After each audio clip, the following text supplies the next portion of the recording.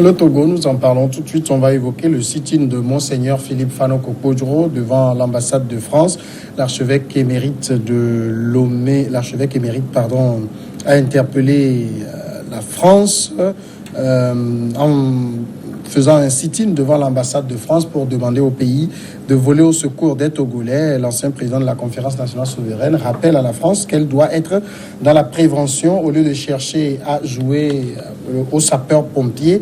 Le sit-in avait pour objectif de protester contre la loi sur la modification des manifestations et des droits des libertés publiques de manifestation au Togo en général et les violations des droits de l'homme. Devant l'ambassade, il a déclaré que le Togo est un pays atypique où les massacres de masse sont légion, les infanticides sont une banalité, la torture une pratique courante. Autant de faits dénoncés donc à maintes reprises par la Commission des droits de l'homme de l'ONU et qui avait ordonné également de fermer la prison de Lomé sans être entendu. Dimas, question peut-être de ma part toute banale. J'avais cru lire dans la loi sur la nouvelle loi, en tout cas sur les manifestations, qu'on ne pouvait pas manifester dans les sillages des ambassades et tout. Monseigneur Podjoro, il a fait exception ou le jeune prélat a défié tout le monde. C'est pas, on ne peut pas déloger un prélat. Il voulait se faire arrêter pour donner d'autres ampleurs à ses prises de position. Je pense que, si je ne m'abuse, il va un peu dans les provocations.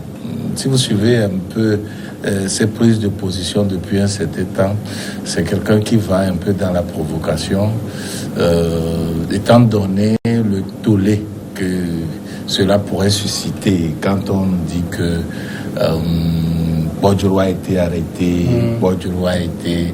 Et donc, vous voyez, tout ça, il surfe sur ça. C'est un gars très intelligent.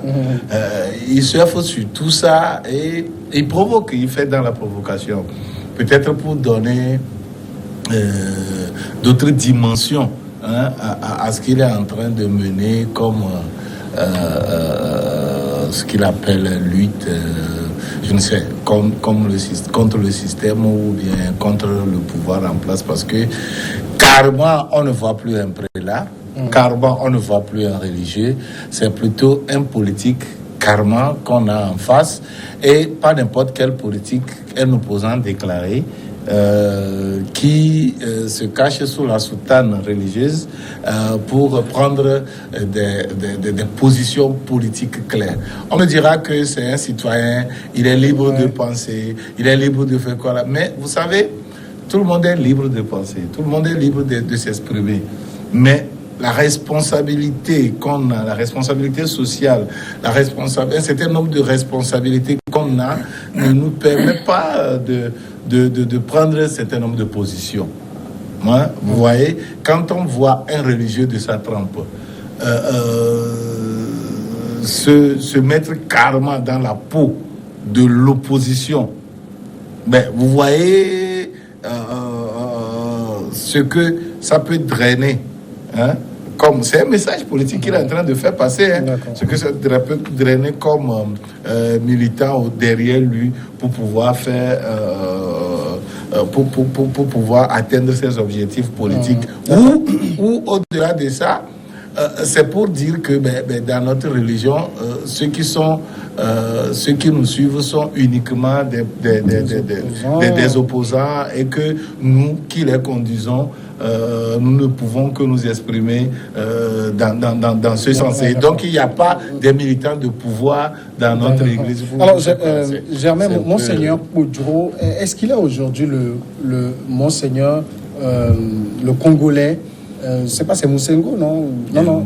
Joseph Moussengo. Oui, du Togo, c'est ça? Oui, je pense que c'est ce qu'il essaie de faire, sauf que les cas congolais et togolais sont diamétralement opposés. Vous savez, au Congo, c'est un président Kabila qui ne voulait pas partir, qui ne veut pas organiser des élections. Ici, c'est l'opposition qui ne veut pas aller aux élections. Donc, on l'a vu un peu avec la crise du 19 août.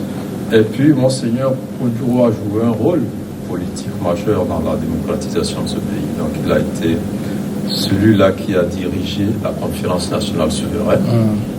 Et lui-même dit qu'il a le Bénin, voir Monseigneur de Souza, il a pris. des conseils. Mais malheureusement, il a été incapable de faire ce que Monseigneur de Souza a fait au Bénin. On l'a vu au Togo, dans la conférence, il n'avait aucune autorité, il faisait que le jeu de l'opposition. Il posait souvent la question, est-ce que ça arrange l'opposition, avant d'adopter. Et après, il a été président du Parlement de la transition. Et là encore, c'est sous lui que le RPT, d'alors, a été dissous. Et ça a provoqué la fin, pratiquement, de la transition. Donc, je pense qu'il n'a pas su, il n'a pas eu l'autorité religieuse qu'il fallait. Il s'est plutôt mis, là, je suis totalement d'accord avec Dimas, dans la peau d'un homme politique de l'opposition. Alors, il devait être au-dessus de la mêlée pour gérer cette phase de la transition-là. Il a raté. Et Adema a repris le contrôle de la transition et le Togo a connu des problèmes jusqu'en 2007 où véritablement on a commencé par organiser les bonnes élections dans notre pays. Il emporte la responsabilité. Aujourd'hui, il revient et malheureusement, il ne rend pas service à l'opposition, là encore, parce qu'il divise l'opposition. À partir du moment où il a soutenu la C14 s'est disloquée. Maintenant, il se met à dos d'autres partis comme l'ANC et tout ça. Il continue à faire des prières, la campagne pour la C14 et tout ça. Bon. Mais je pense qu'il ne faut pas lui en vouloir parce que c'est un homme religieux qui vieillit mal, disons. C'est la vieillesse parce que ce qu'il fait aujourd'hui n'a rien de normal.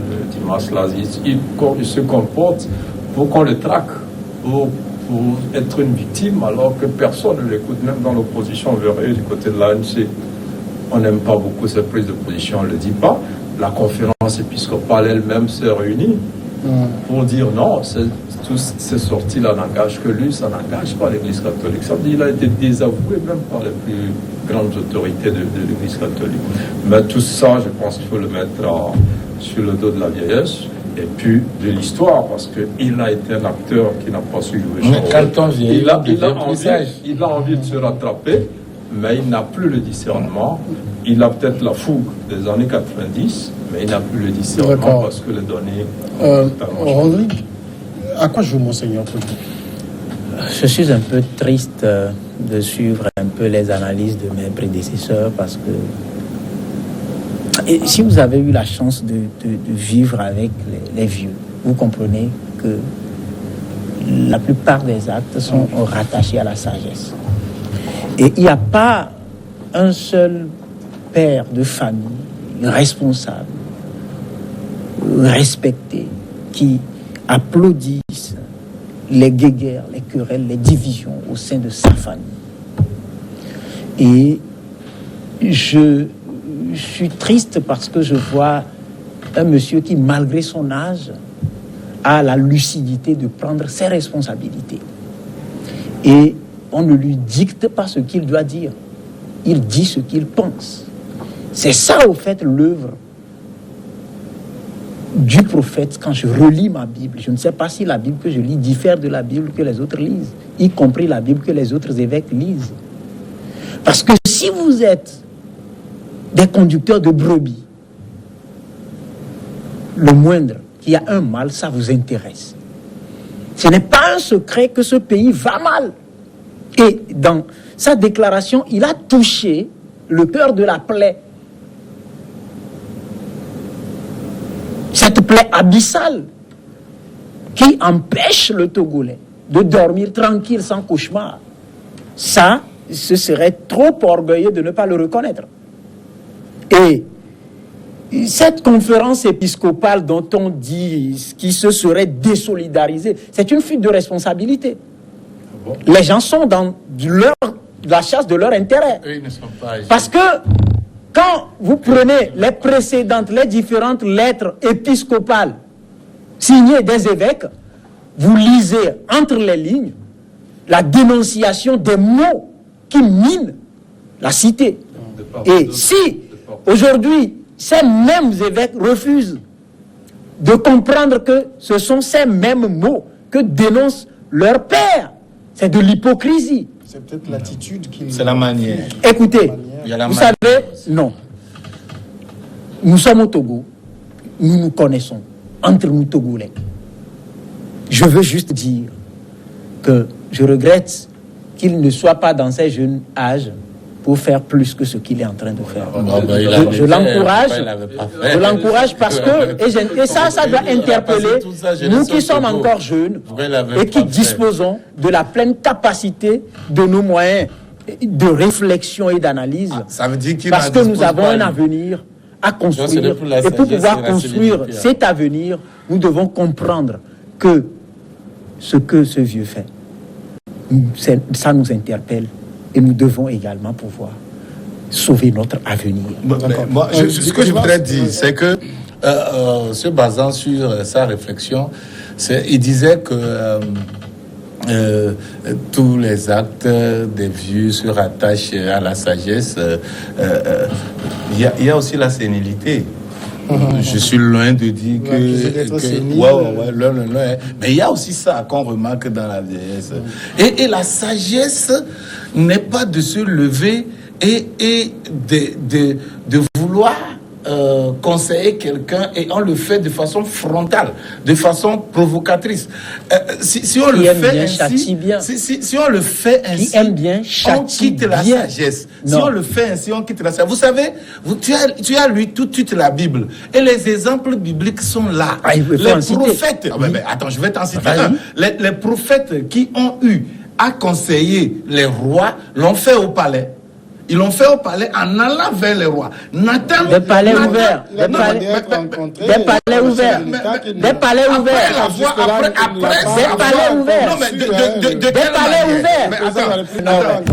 La Bible ne trompe pas. La Bible ne trompe pas. De quelle manière? En affrontant la personne, en essayant de crier sur la personne, en prenant position clairement pour où est le mal si tu dis à un enfant que tu aimes qu'il se comporte mal? Où est le mal? Le mal, c'est l'enfant que tu aimes. Toi, parent, tu ne peux pas lui dire qu'il fait mal. Si on ne met pas, parce que vous savez, non. Si vous voulez conseiller quelqu'un, quand on veut conseiller quelqu'un, il faut premièrement celui qu'il faut, il faut la manière et il faut le moment. Et tout ça mis ensemble fait de quelqu'un un bon conseiller. Tu peux avoir un bon conseil, mais si tu n'es pas la personne indiquée pour le faire, ton conseil ne passera pas. La personne s'il n'y a pas le moment, tu ne l'as pas fait au moment venu, ça ne passera pas. Et si tu ne mets pas la manière non plus, ça ne passera pas. C'est pour dire que quoi? Je donne l'exemple du prophète Nathan dans la Bible. Nathan est parti vers David. Et il a dit à David, voilà tel. Et il ne l'a pas affronté, mais il lui a donné des paraboles et autres jusqu'à amener David à découvrir son erreur. Il a dit, c'est ça la sagesse. La sagesse n'est pas de se mettre carrément dans la peau d'un homme politique, se dire que Dieu t'a donné la mission de réunir les adversaires politiques contre la personne, et après dire alors que je vais aller donner conseil. Ça ne passera pas. Alors la sagesse a vraiment déserté ce camp. Je prie vraiment ce prélat que je respecte. J'aimerais terminer. Je prie vraiment ce prélat dont j'ai vraiment une forte admiration, de se revêtir, parce que la soutane qu'il a portée là, c'est un signe de sagesse. C'est un signe de sagesse. Il est en pleine possession de cette sagesse-là. Il n'a qu'à se revêtir encore de cette sagesse pour unir les Togolais au lieu de prendre position pour un camp politique. Ça ne marchera pas. Le lieu du sit-in, qu'est-ce que ça veut dire, l'ambassade de France? Oui, bon, je pense que c'est déjà, il rejoint carrément ceux qui, au temps fort de la C14, de la France à venir chasser le président. Macron avait dit que ce temps est révolu. Oui, j'arrive. Et Macron a répondu d'abord à Ouagadougou. Après, on l'a vu en Allemagne, on l'a vu un peu partout. Au Canada même et tout ça. Il a été clair. Maintenant, les mêmes personnes qui s'attaquent à la CEDEAO, à la France, viennent demander à la France de faire ce genre de choses. Maintenant, l'impression qu'on a, on a l'impression qu'il n'y a pas d'ambassadeur de France au Togo, qu'il n'y a pas de Français au Togo qui connaissent la réalité au Togo. Nous, on croit que c'est nous qui allons leur dire ce qui se passe au Togo, alors que c'est des gens qui sont plus informés que nous. Nous nous agissons selon nos intérêts. Ils sont là, ils voient, ils connaissent qui est qui fait quoi. Ils ont une situation, la situation réelle du Togo, l'ambassade de France la connaît, ils ont des informations bien plus précises que cela. Allez devant l'ambassade, bon, avec son âge, c'est vrai, il faut le considérer. Mais quand on vieillit aussi, parfois on se comporte comme un enfant. Alors je vais donner un exemple à Rodrigue. On a vu un évêque qui a fait un travail exceptionnel dans le sens de la réconciliation des Togolais, Monseigneur Bariga.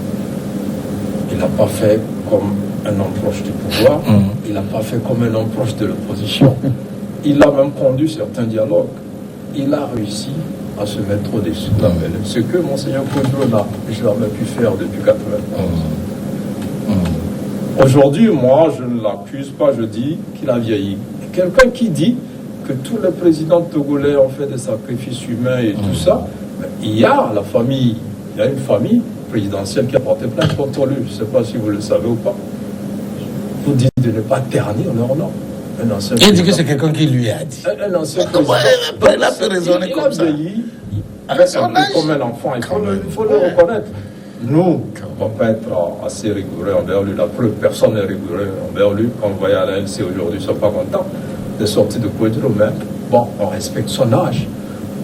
Mais c'est un peu dommage que Rodrigue dise que les autres évêques, quand ils se désolidarisent, c'est parce que ils en ont. Ils sont des hommes de probité. De probité. Non, mais si, ah ouais. Il ne faut pas jeter. Il n'y a pas qu'un seul évêque, on te dit, tous les évêques se sont réunis. Ah ouais, c'est le conseil. Donc, selon toi, tous ces évêques sont... Et la suite, allez leur demander individuellement. Allez leur demander individuellement. Non, écoutez. Est sortie, elle situait les deux responsabilités. C'est dernier temps. Et vous devez vous rappeler quand le ministre Bahara s'est attaqué à ces mêmes évêques parce qu'ils ont dit la vérité ils ont dit la vérité dans une de leurs lettres. Non, mais écoutez, qu'est-ce qu'on dit? Ils ont attaqué Monseigneur Bariga, ils n'ont même pas assisté au processus de réconciliation. Mais après, ils se sont appropriés toutes les recommandations sorties de la CVJR. Ceux dont tu parles, ils n'ont pas rencontré la CVJR, ils ont boudé les travaux de Monseigneur Bariga. Mais il a été capable de faire un travail acceptable. Et ces mêmes personnes ont récupéré ce travail-là. Ça, c'est des prélats qu'il faut respecter. D'accord. Rodrigue, par rapport à ce que Germain vient de dire, que les Français sont là, les ambassadeurs, ils connaissent nos réalités plus que nous, je dis. Mais la dernière fois, ce sont des journalistes français qui, sur une antenne, ont déculotté le Togo. Non, je dis, ce sont des Français. Ce sont des Français. Non, ce sont des Français. Ce sont aussi des réalités du Togo. Attends, on ne peut pas voiler la flamme avec la paume de la main, ni avec la main. Alors, par rapport à l'emplacement, mais écoutez, il savait que ce que les journalistes avaient dit, c'est des faussetés. En tout cas, en grande partie. Voilà, en grande partie. Mais il y a une vérité dedans. Ça déjà, c'est bon. Ça, déjà, c'est bon. S'il y a une vérité dedans, c'est déjà bon. Aujourd'hui, l'emplacement, oui. Si le prélat estime que la France a un rôle à jouer dans la situation qui prévaut au Togo, mais il a pris... Il a peut-être oublié que le Togo est indépendant depuis 1960. De quelle indépendance parlons-nous? De quelle indépendance parlons-nous? De quelle indépendance parlons-nous? De quelle indépendance parlons-nous? De quelle indépendance parlons-nous? Quand il faut, par exemple, toucher, je dirais, déverrouiller la Constitution pour forcer l'entrée de quelqu'un, il faut consulter la France pour parler d'indépendance. Ça, c'est de il la faut arrêter. Il a choisi l'ambassade de France pour un message clair qu'il a délivré, demandant à la France d'arrêter de jouer le rôle de sapeur-pompier. Alors, moi, je voulais quand même poser une question tout à l'heure. Est-ce que c'est la bonne manière que Monseigneur Kodjo utilise? Je rappelle qu'il a écrit au président de la République pour le rencontrer. Je ne sais pas si le président lui a répondu, mais la réponse publique que moi j'ai vue, c'est que le président s'est fait recevoir par le pape, qui est le supérieur de Monseigneur Kodjo. Ça, c'est un message. Ça veut dire, vous n'y mettez pas de la manière. Moi, je ne fais pas la même lecture. Je ne fais pas la même lecture. Et vous prenez, par exemple, tout simplement, le choix du pape de nommer cardinal Joseph Moussengo de la RD Congo, dit clairement sa position par rapport à ces comportements-là, qui sont un peu mesquins. D'accord? Ça, c'est un. De l'autre côté, ce n'est pas il y a, quand vous avez tout un groupe qui balisent la voie pour assurer une rencontre, c'est leur problème. Mais je dis qu'on dise que ce que le prélat a dit dans sa déclaration, il a inventé des histoires qui n'existent pas. Il y a des choses qu'on le dise. Il y a des choses qui s'accrochent. Je ne veux pas être dans un débat qui non, mais je dis, je félicite l'homme de Dieu parce qu'il est courageux. Il n'y a qu'un parent responsable qui a le courage. Lorsque tu as affaire à des enfants têtus, à qui tu parles, qui refusent de t'entendre, qui refusent de mettre en pratique tes conseils, ainsi de suite. C'est en cela on dit souvent chez nous, l'enfant qui refuse d'écouter les conseils dans la chambre, c'est en public qu'on l'éduque. Un parent que les enfants n'écoutent pas doit se remettre en cause. Comment ça se fait que je ne suis pas respecté? Ça veut dire qu'il n'a pas d'autorité. Comment il a perdu cette autorité? Il y a des enfants supra-impolis de nos jours. Il y a des enfants supra-impolis de nos jours. Il y a des enfants supra-impolis de nos jours. Tu sais comment on les appelle? Oui, on les appelle Dimakpla. Et Dimakpla, ça veut dire qu'ils sont mal éduqués. Non. Et les parents responsables qui ont tout fait pour éduquer leurs enfants, ça n'a pas marché. Ils ont changé pour demandant de dire plamassé. Parce qu'il y a de ces enfants super mal éduqués et super impolis qui refusent toute éducation parce qu'ils préfèrent être éduqués dans la rue. Revenons à ceci, revenons au résultat du comportement, je peux l'appeler ainsi, du comportement de Kwadjoro jusqu'à un certain temps. Ça a donné quoi? Vous savez, il faut toujours mettre la manière. Quand moi j'étais chargé de mission à la Ligue togolaise des droits de l'homme, nous avions un jour reçu la visite de Sidiki Kaba. Alors, il y avait eu beaucoup d'arrestations. C'était en 2005. Et avec Akoé Gandhi à la tête de la Ligue à l'époque. Et il nous a appelés. Il disait, les droits de l'homme, oui, c'est la dénonciation. Mais en même temps, c'est de la diplomatie. C'est la négociation. Aller vers eux, discuter de façon responsable. C'est là où toute discussion échoue. C'est en ce moment où vous devez pas. Et je vous assure que ce que nous étions partis libérer à la gendarmerie, à quoi vivant aujourd'hui, peut-être que nous suit en direct de l'œil, ceux que nous étions partis libérer à la gendarmerie sont plus nombreux que ceux qu'on a essayé d'arracher avec les dénonciations ouvertes. Donc c'est pour dire quoi? C'est pour dire que toute chose qu'on veut faire, il faut mettre la manière. Personne ne dit de se taire. On dit de mettre la manière. Et un homme sage, c'est quelqu'un qui sait mettre la manière. Alors on peut se poser la question. Est-ce qu'il peut me laisser terminer? Alors on peut se poser la question. Quel est le résultat de tout ce que Kwadjoro fait maintenant? Et quel est le résultat de ce que Monseigneur Bariga a fait dans ce pays? Comparez les deux. Un tableau comparatif. Comparez les deux, parce que Monseigneur Bariga, jusqu'à un certain moment donné où il était actif dans la vie politico-sociale de notre pays, où il devait assumer un certain nombre de responsabilités, vous avez vu les résultats sur le terrain. Aujourd'hui, on ne peut pas dire que dans la réconciliation des Togolais, Monseigneur Bariga n'en est pour rien.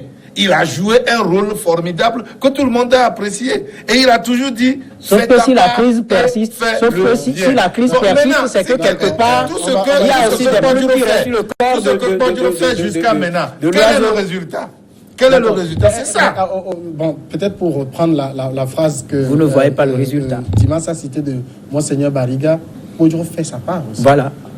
Oui, il fait sa part, moi je pense qu'il a... Mais il a ajouté « fais le bien ». Il le fait bien. Il le fait bien. Il le fait bien. Je pense que Kwadjoro doit passer la main aux nouveaux évêques qui ont l'esprit plus frais, plus lucide. S'ils ne l'ont pas. Non, j'arrive. Non, il ne faut pas dénigrer les gens. Je ne dénigre pas. J'ai posé une question. J'ai posé une question. Non, attends. Ne me fais pas dire. Non, jamais. Sincèrement, ne me fais pas dire ce que je n'ai pas dit. J'ai posé une question. J'ai posé une question.